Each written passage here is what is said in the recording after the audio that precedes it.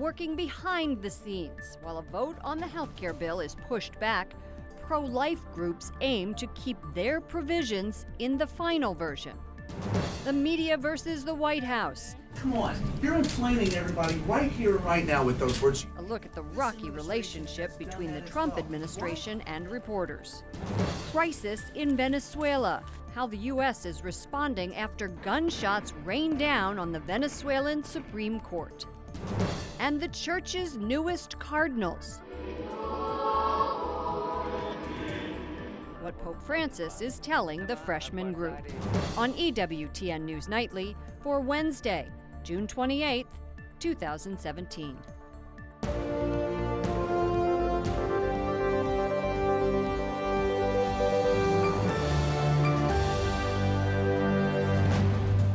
Good evening from Washington, D.C. Thank you to those of you joining us from around the world for news from a Catholic perspective. I'm Lauren Ashburn. Senate Republicans say they are coming up with a new version of the health care bill, and their scramble comes as pro-life advocates work behind the scenes to protect the unborn. Right now, the bill would defund Planned Parenthood for 1 year and ban tax credits from covering abortion. Capitol Hill correspondent Jason Calvi has the latest on pro-life negotiations. Good evening, Jason. Good evening, Lauren. The Senate Majority Leader is conducting nonstop negotiations. His goal is to strike a compromise by Friday after having to delay the vote. The president, who describes himself as pro-life, says the Republican health care effort, in his words, is working along very well. I think we're going to get it over the line. There was a great feeling in that room yesterday. President Trump says it will be tough, but the GOP will deliver after meeting with Republican senators. The group included an opponent of the current bill, Senator Susan Collins of Maine, who spoke with me today. The opposition comes from various quarters, and ideological spectrum is really wide. So it's going to be a challenge, but I never underestimate Senator McConnell's ability to bring people together. Democratic leader Chuck Schumer says Republicans should work with his party on the bill. I'd make my friends on the Republican side and President Trump an offer. Let's turn over a new leaf. Let's start over. But the longest-serving Republican senator says it's the Democrats who don't want to work with the GOP. Tell me, who can you work with over there? I mean, they half the time they won't even come to meetings. So, you know, they're not serious legislators unless they get their way. And Speaker Paul Ryan met with a handful of members of the pro-life caucus to talk about health care. We want to make sure that the Hyde Amendment is protected. The Hyde Amendment makes sure that there's no federal funding for abortion in this country.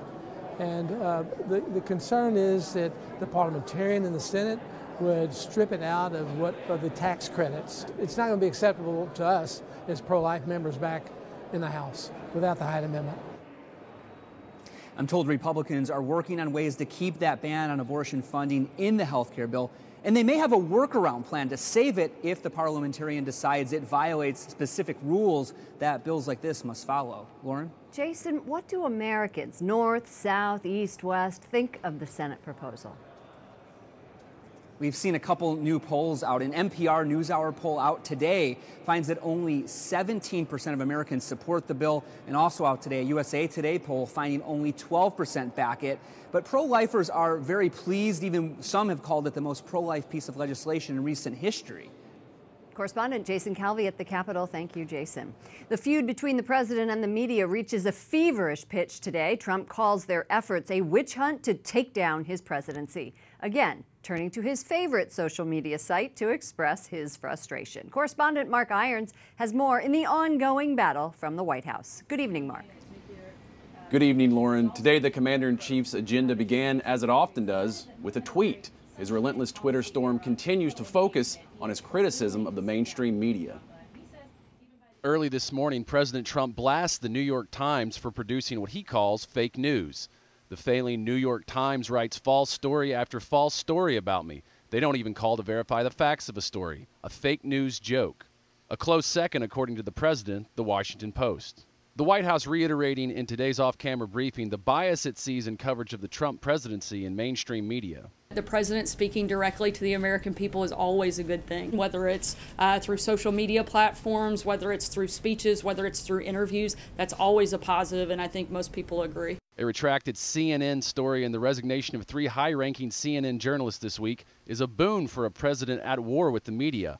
On Twitter, the president says, "So they caught fake news CNN cold, but what about NBC, CBS, and ABC? What about the failing New York Times and Washington Post? They are all fake news." Sparks may be flying between the president and the big networks, but for smaller media outlets, including our own, the relationship has never been better. I'm going to Dave Price of WHO in Iowa. Under the Trump administration, the White House press briefings include questions from local media, and our anchor has been invited to lunch with the president alongside the major networks on 2 different occasions. This week, the White House seems to be focused on explaining why the president is so upset.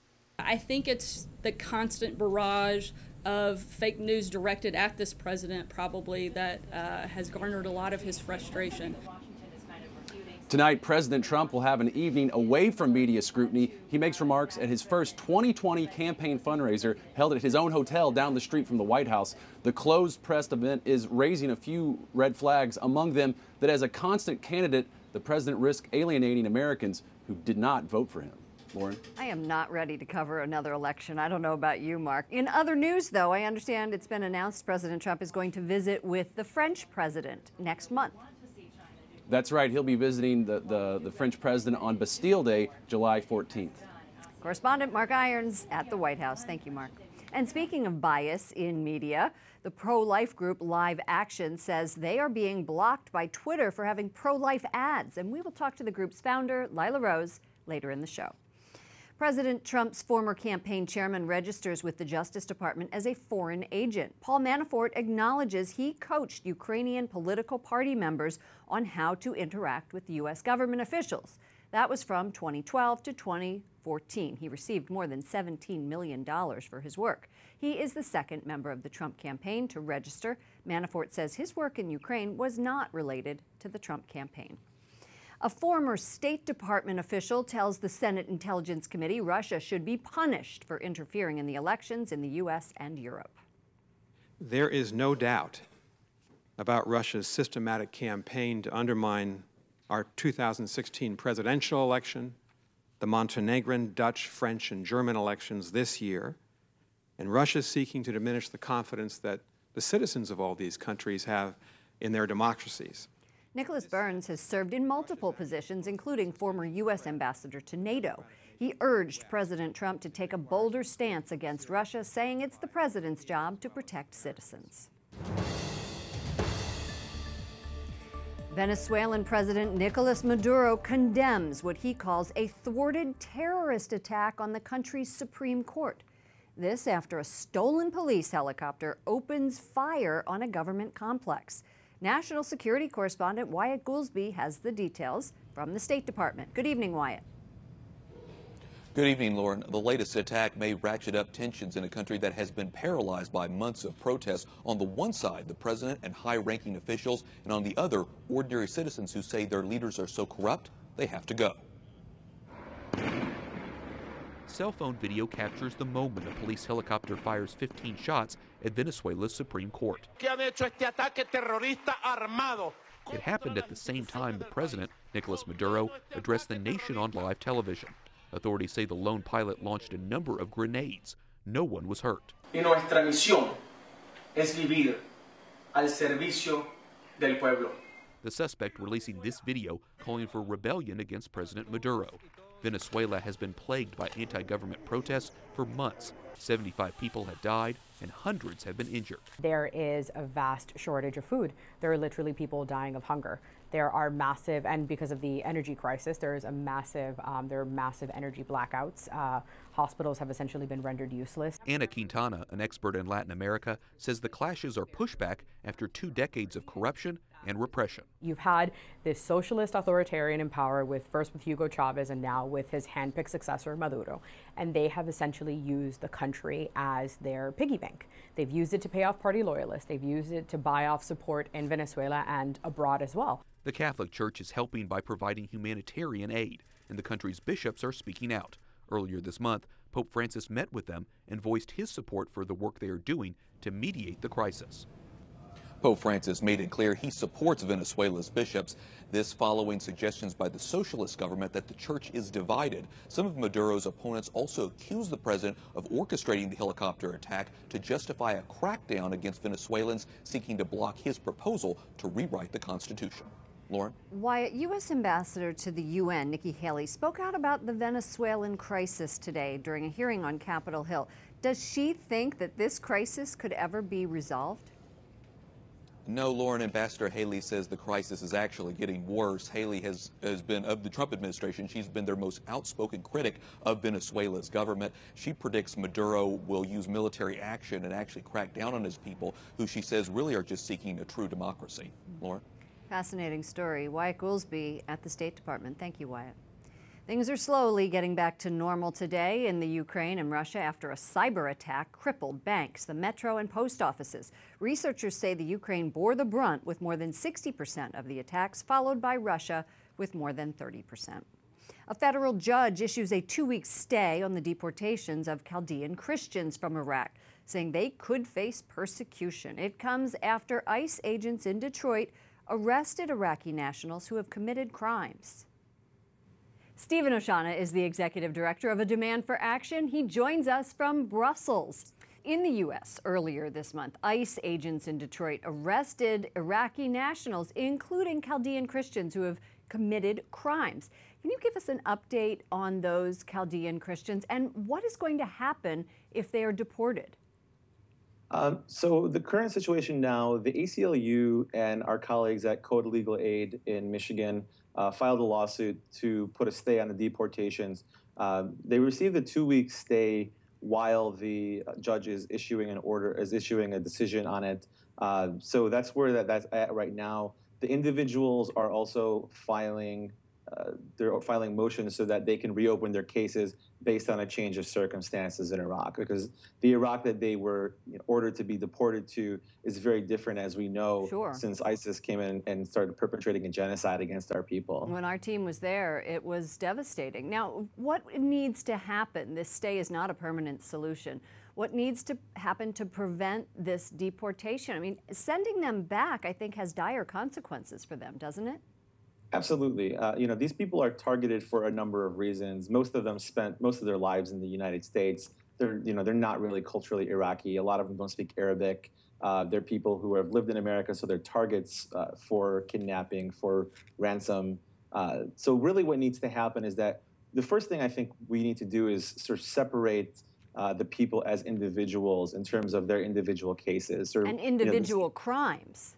Exactly. So, rounding up 114 people, with someone who has something as small as driving without a license to somebody who has a murder charge, I think sort of, painting everyone with a broad brush like that is sort of what started this backlash. So I think we really need to take slow the whole process down, give these folks time to reopen their cases, and, look for a real solution to this problem. The U.S. bishops wrote a letter to the Secretary of Homeland Security, John Kelly, saying that they are very concerned.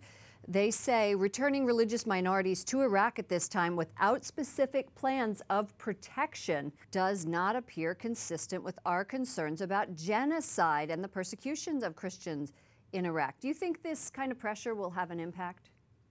Absolutely. I mean, we're already seeing an impact, with some changes both through the legal system, which is really where this is playing out right now. And then, we've been working really hard, meeting with folks at the State Department, the White House, and members of Congress to find a political solution for this. And I think, I'm hopeful that the folks that we're dealing with are going to take a closer look at this and, look for a solution that sort of fits, each person individually. And I don't think for anyone sending them back to Iraq where they're guaranteed to be targeted is an answer. So I think, hopefully, we're continuing to work with our friends in Washington to find a real solution, and I'm confident that eventually we'll find one. Great. Stephen Oshana, Executive Director of A Demand for Action, joining us from Belgium. Thank you.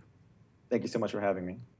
In the last few days, nearly 9,000 migrants have been rescued from the Mediterranean Sea. The United Nations says the migrants were trying to reach Italy and other parts of Europe. Libya-based smugglers are taking advantage of calm seas and nice weather to launch as many boats as they can toward Italy. Pope Francis gave the Catholic Church 5 new cardinals today. The new cardinals come from Laos, Mali, El Salvador, Spain, and Sweden. During Mass today, Pope Francis urged the 5 freshman cardinals to serve like Jesus and with Jesus. Di tutto ciò che non serve più, comprese le persone. The Holy Father gave them their square hat known as a biretta and their ring of office in the presence of hundreds of other cardinals and bishops during this very solemn ceremony. Vatican correspondent Mary Shevlin joins us from Rome. Mary, Pope Francis called on the new cardinals to not be focused on honors, but reality. What does that say about the Pope's vision of leadership for the Church right now? Lauren, that's right. He asked them to look at reality, to not let yourselves, he said, be distracted by other interests, other prospects, things of the world. He said, you know, you're not called to become princes of the church. This is a term that's often used to describe cardinals. And he said, you're called to serve the Father. You're called to serve the Father and your brothers and your sisters. So very much, Lauren, a call to service for these new cardinals, not focusing on the new red hat or the ring or anything else, but service. After the consistory, Pope Francis took the new cardinals to meet Pope Emeritus Benedict XVI. Tell us about that meeting.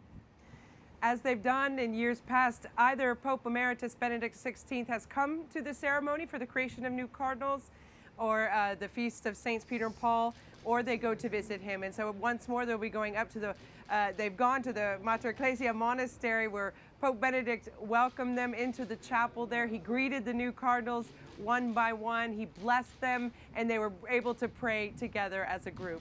And tomorrow they're going to con-celebrate Mass with Pope Francis for the Feast of St. Peter's and Paul. 32 metropolitan archbishops are going to receive the pallium. What's the significance of this ceremony? This is a ceremony steeped in tradition, Lauren. It happens every June 29th in the church. It's the pallium is the white wool vestment, which is adorned with 6 black silk crosses. This is a tradition going back at least to the 5th century. The wearing of this pallium by the Pope and these metropolitan archbishops, it symbolizes authority as well as their unity to the Holy See. So the Holy Father adorns one, and so do the metropolitan archbishops. And so it also is a sign of their jurisdiction over the metropolis, which is, of course, any big primary city. So anyway, it's a great tradition going back 1,500 years. It's going to take place here tomorrow, 9:30 a.m. here in the Vatican Basilica. Mary Shevlin, EWTN News Nightly Vatican correspondent. Thank you, Mary. Thank you, Lauren. Coming up, a congresswoman's personal story. We immediately understood we're parents now. You know, we are her mom and dad now. What she and her husband did after a doctor advised her to have an abortion. Plus, the Holy Father's message for suicide bombers who consider themselves martyrs.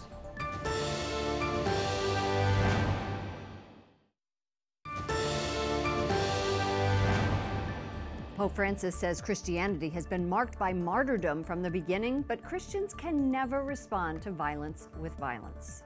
C'è infatti in mezzo a noi qualcuno che è più forte del male. To those who would call suicide bombers martyrs, the Holy Father says there is nothing in their actions that even comes close to the behavior of God's children. That was the last weekly audience before the Holy Father's summer break. The weekly meetings will resume again August 2nd. My next guest is Congressman Jamie Herrera Butler. When she was 20 weeks pregnant, her baby was diagnosed with Potter syndrome, which means the baby was missing one or both kidneys.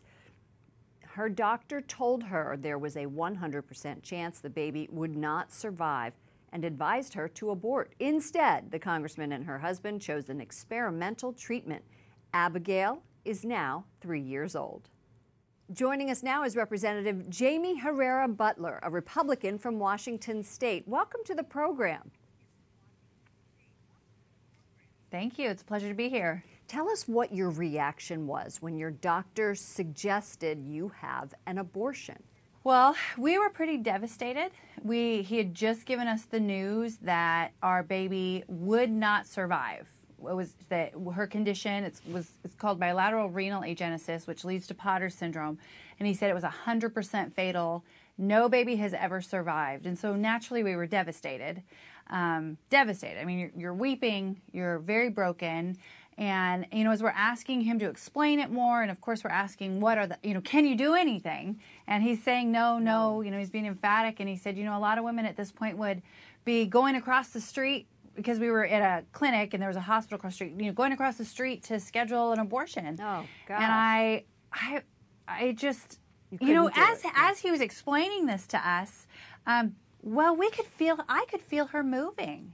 It was just it was a stark reminder. She's alive, and she's alive now. And she's almost going to be 4. It was really, she's amazing. And, you know, I was thinking about her yesterday. She came with me to vote. She comes with me to vote. She'll come with me to meetings. She asks often, Mom, can I come with you to meetings?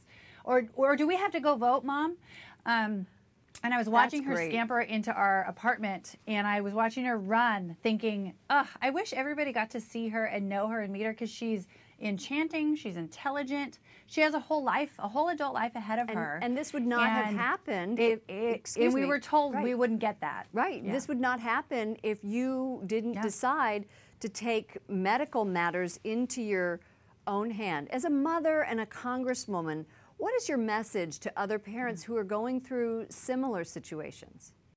You have to advocate for your child. That was something my husband and I took away within that first 24-hour period, as we were kind of, you know, taking it all in and trying to understand really which way was up. We decided, and my husband felt like we immediately understood, we're parents now. You know, we are her mom and dad now. We have to fight for her now, even though she's still, you know, she's still in my womb. She's kicking and she wants to be here, and we need to take whatever steps we can to help her. And so I tell parents, go with your gut. Keep going. Yeah, keep going. That's absolutely amazing testament to your ability to save your child's life. Thank you so much for joining us, Congresswoman Jamie Herrera Butler. Thank you. She also tells me that she credits prayer for the miracle of her daughter's life.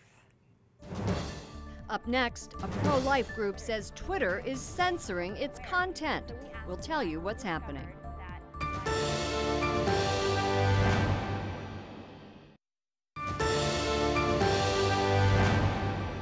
Today, we honor another doctor of the church, St. Irenaeus of Lyon. He helped lay the foundation for Christian theology.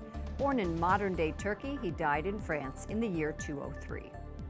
Twitter is banning Live Action, a pro-life organization, from advertising on its platform until the group deletes all tweets Twitter deems offensive. Live Action shared some examples with us. According to them, on the left side of your screen, you can see a tweet by Planned Parenthood. Donald Trump once. That is acceptable. A tweet by Live Action of a baby in a womb is not acceptable. The group is told that tweets that call for ending taxpayer funding for Planned Parenthood or undercover investigations and ultrasound images must be deleted in order for Live Action to advertise.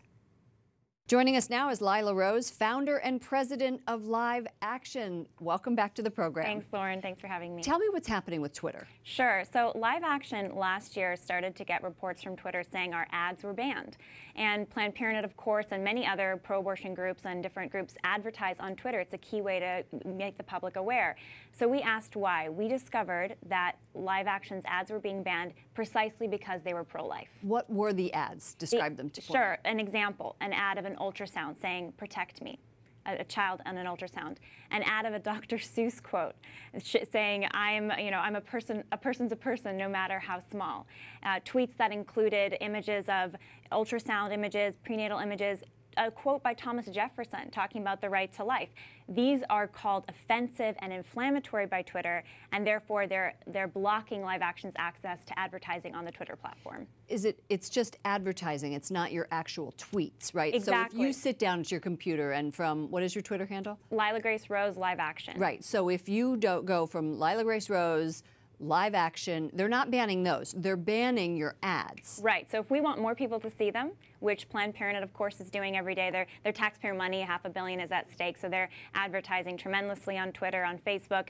But if we want to promote our ads, Twitter's saying you have to delete all of the inflammatory content, the offensive content on your feed. And we said, well, what is that Twitter? We finally got to the bottom of it, finally got a real live person to talk to us on the policy team. And it's basically any content that exposes Planned Parenthood, any content that shows the humanity of the child in the womb, any content that's pro-life basically is deemed offensive by Twitter. And what are you going to do about it? We need to let people know, because Twitter claims to be pro-marketplace of ideas, pro-diversity, and ultimately offering this platform for folks to get their messages across. And yet users and shareholders, this is a public company, should know that Twitter is not only extremely biased for abortion and going to work to favor pro-abortion voices, but they're going to do it secretly. And they don't want their user community to know.